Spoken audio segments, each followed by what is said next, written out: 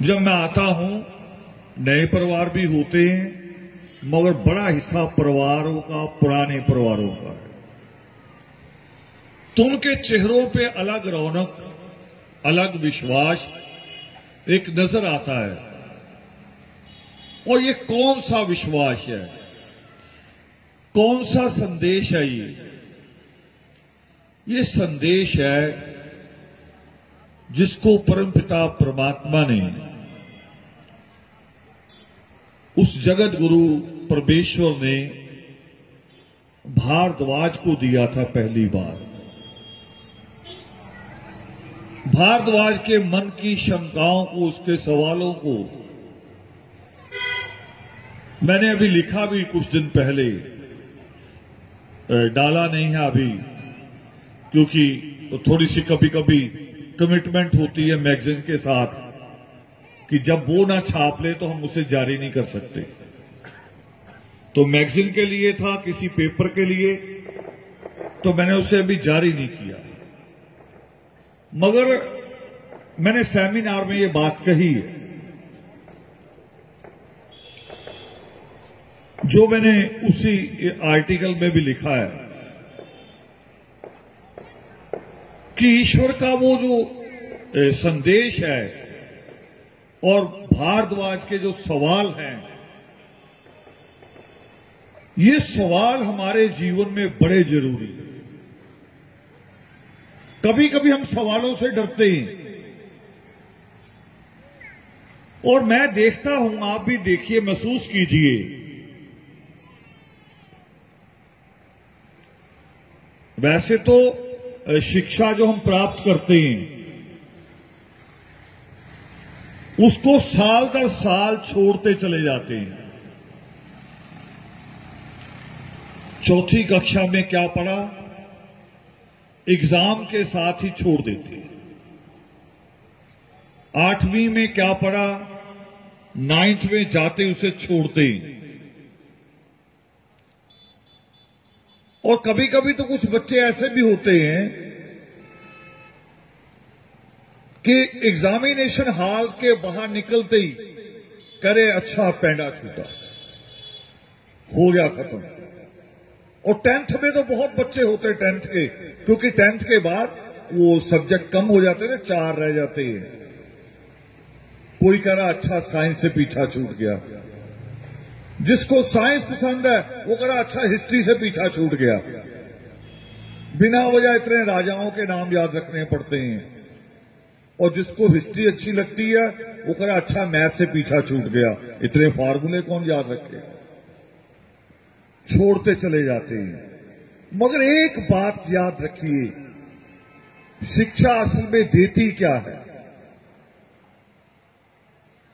हमें पहले सिखाया जाता है, जिसे कहते हैं हिंदी में वर्णमाला, क ख ग ABC, फिर उसको जोड़ना, वर्ड बिल्डिंग, फिर उसका सेंटेंस बनाना। और जब ये सीख लेते हैं तो तीसरी चौथी क्लास में कहानियों की किताब आ जाती है, कहानियों की। और जब कहानी पूरी हो जाती है, टीचर कहानी, कभी टीचर पढ़ता है, कभी किसी बच्चे को कह रहा है ये पेज आप पढ़ो। 2 पेज की कहानी जब पूरी हो जाती है, फिर टीचर पहली बात क्या सिखाता है? पहली बात सिखाता है कि इस कहानी में से सवाल बनाने हैं।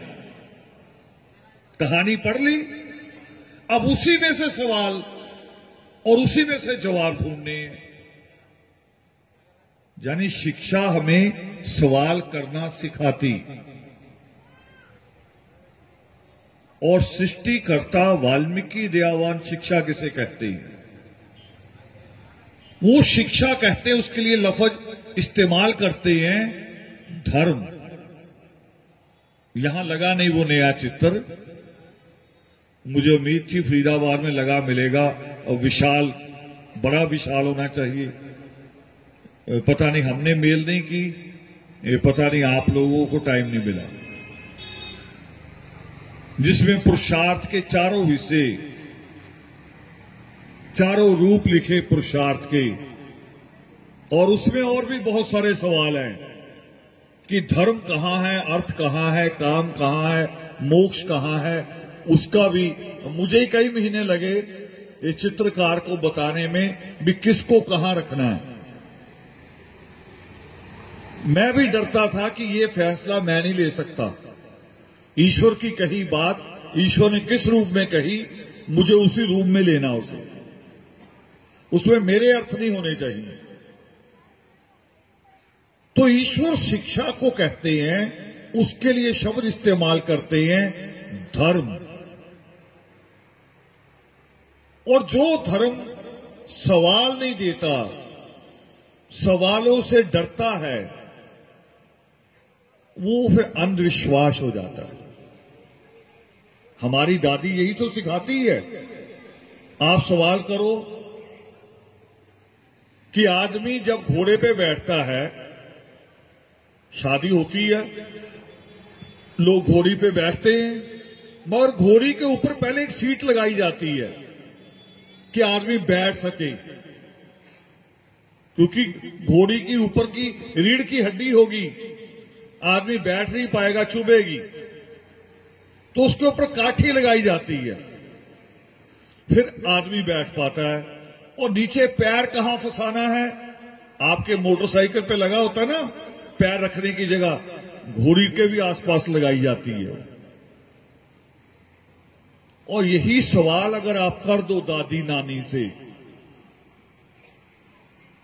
कि घोड़ी तो इतनी मुलायम नहीं है, उसको अगर हाथ लगाओ ज्यादा मुलायम नहीं है, मगर शेर की खाल तो बड़ी मुलायम होती है, लंबे लंबे बाल होते हैं। और साड़ी पहन के एक औरत बैठ गई और बिना काठी के फिसल नहीं रही, आप सवाल करो दादी डर जाएगी, कहीं ना सवाल नहीं करता। और जाते हैं लोग प्रदर्शन करने, दंगा करने, कि सवाल क्यों? हां, सवाल में मर्यादा होती है, सवाल में आपका जो अंदर का नजरिया है वो भी साथ होता है, जिसको कहते हैं अंदाज़े बयां। कभी कभी हम सवाल करते हैं कि हम सच में जिज्ञासु हैं, सच में हमें ये नहीं पता। जैसे अभी दिल्ली में हमने एक मीटिंग बुलवाई सुप्रीम कोर्ट के एक सवाल पे। पहले उसका छोटा रूप था कि केवल एक्सपर्ट बुलाएंगे और अपने यहां के परिवार के भी जो वाल्मीकि अंबेडकर फाउंडेशन से जुड़े लोग हैं, उसी तरह के टीचर हैं या स्टूडेंट हैं, केवल उनको कुछ लोगों को बुलाएंगे। मगर हमारे ये जो साथी हैं, चंडाल जी, पुरुषार्थी जी, वो कह रहे जी योगिमा पर्व नजदीक आ रहा है। वो कहते ना, एक कहावत है, करे ओखली में सिर दिया ही है तो 2 घोटने पड़े या 4 पड़े, अब सिर तो दे ही दिया है, हाल तो आप बुक कर ही रहे हैं, खर्चा तो हो ही रहा है, थोड़ा सा और बढ़ा दो तो ज्यादा लोगों को बुला लेते हैं, योगिमा पर्व की बात भी हो जाएगी, पोस्टर भी दिया जाएगा और मीटिंग भी सुन लेंगे लोग। हमने उसका टाइमिंग बढ़ा ली, लास्ट में भी बढ़ाई, मगर उसमें मैं जो बात कह रहा हूं, जो हमारी अभी चर्चा चल रही सवाल पे, उसमें हमारा जब पहला स्पीकर बोला, जिनका रिजर्वेशन पे, सामाजिक न्याय पे बड़ा काम है, जिनकी अपनी पहली पीएचडी कैलिफोर्निया से है, दिल्ली यूनिवर्सिटी में प्रोफेसर हैं, एक बड़ी हैसियत है, वो जब पहले आके बोले और जो पहली लाइन उन्होंने कही मैंने अपने कई साथियों से कहा, और बल्कि बिल्कुल एक कोइंसिडेंस एक रहा कि उसी रात मुझे कैलिफोर्निया से एक बेटी का फोन आया और मैंने पहला उसके आगे ये बात स्वीकार की कि मैंने भी ये बात कभी नहीं सोची थी जो हमारे पहले स्पीकर ने कही कि रिजर्वेशन कि किसी का दिया हुआ उपकार नहीं है। रिजर्वेशन किसी संघर्ष के आगे झुक के देने की बात भी नहीं है। रिजर्वेशन देश को अपने आप को अच्छा दिखाने के लिए जरूरी था, जिसको उनका शब्द जो था, टेक्निकली जो शब्द था कि मॉडल स्टेट, आदर्श राज्य, दुनिया को दिखाने के लिए। इसलिए दलित और आदिवासी की हिस्सेदारी दिखानी जरूरी थी।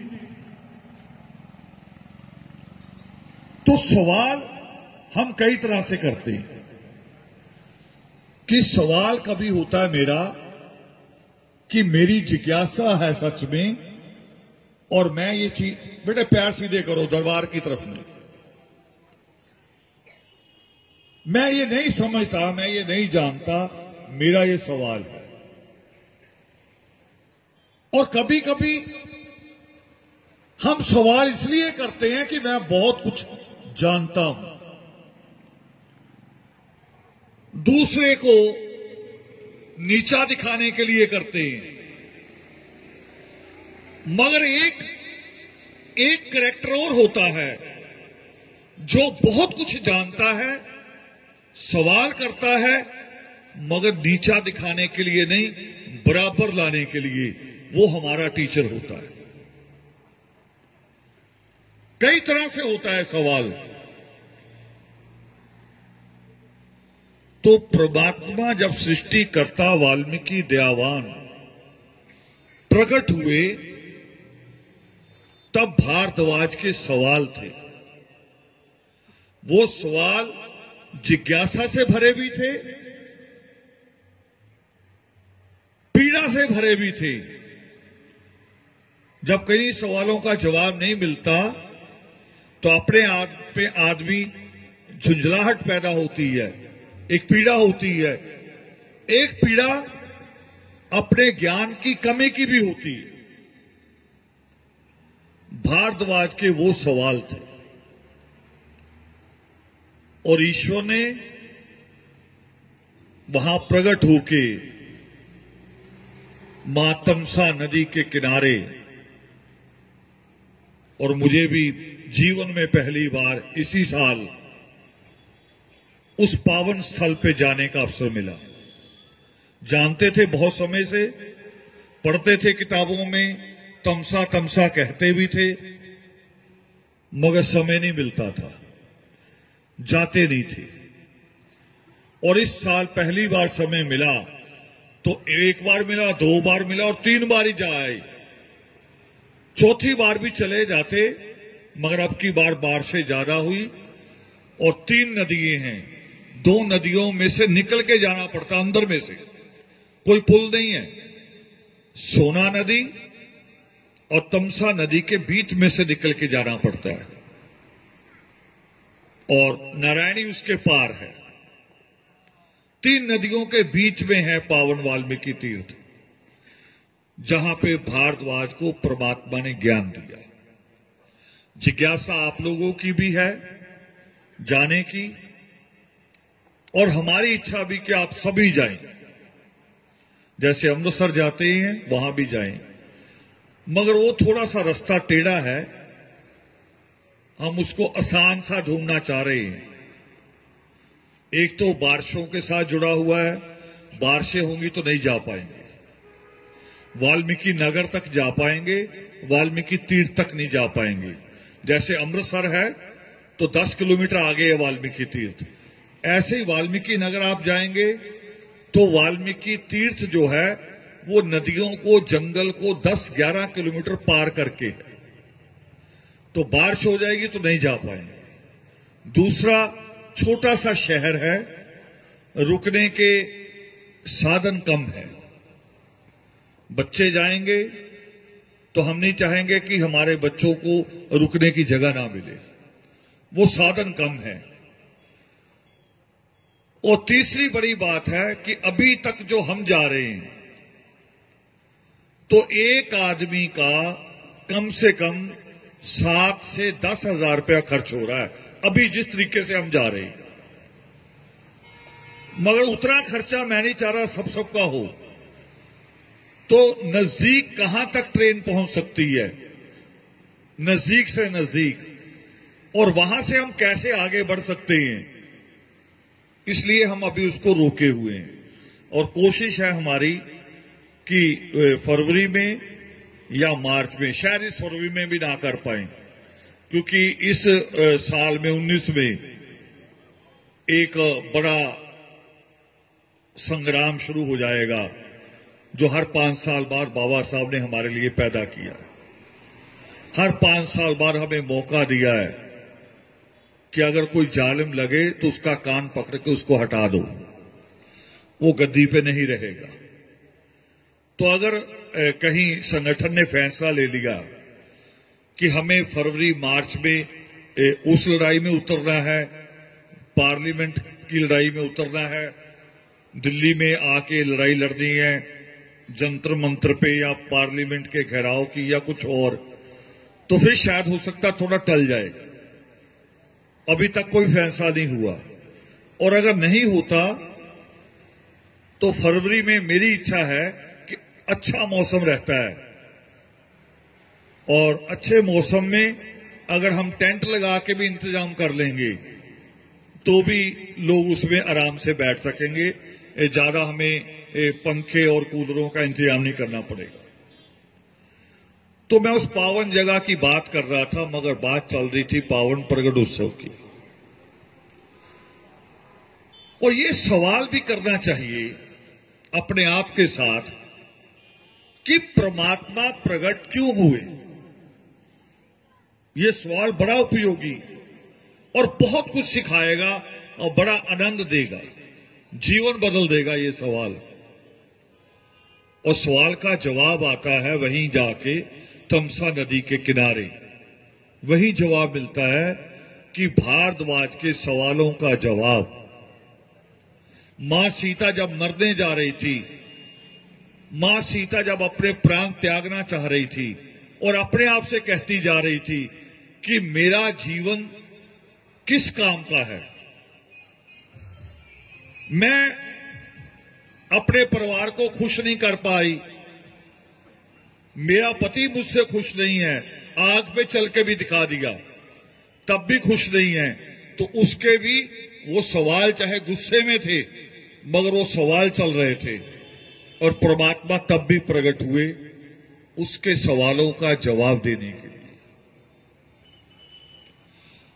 हम कुछ चीजों को अलग रूप में देखते हैं, जिसको कभी कभी फिल्म वाले इंटरव्यू करते हैं कि आपने अशोका फिल्म बनाई तो उसमें ये क्यों बदला, आपने अकबर फिल्म बनाई तो उसमें ये क्यों बदला।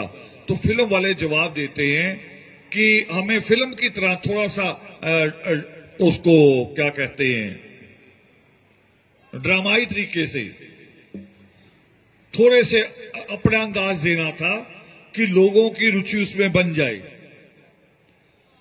तो धर्मशास्त्रों में भी ये कहीं कहीं है, आप फिर उसी रुचि में रह जाते हैं, आपको उसका जवाब नहीं, आप उसमें सवाल ही नहीं कर पाते, जवाब तो दूर की बात। आप उस सीन के जैसे रामायण को अभी तक हनुमान की पूंछ पे सीमित किया हुआ था कि हनुमान की पूंछ को आग लगी, उसने लंका को आग लगा दी। कभी सोचा ही नहीं कि मां मंदोदरी ने, एक नई बात कहने जा रहा हूं, कभी कभी आप तो वैसे आदर्श का वो हिस्सा है जिनका विश्वास बन गया है, इस हिस्से का भी विश्वास बन गया है कि जननी और जन्मभूमि स्वर्ग से भी बढ़कर है।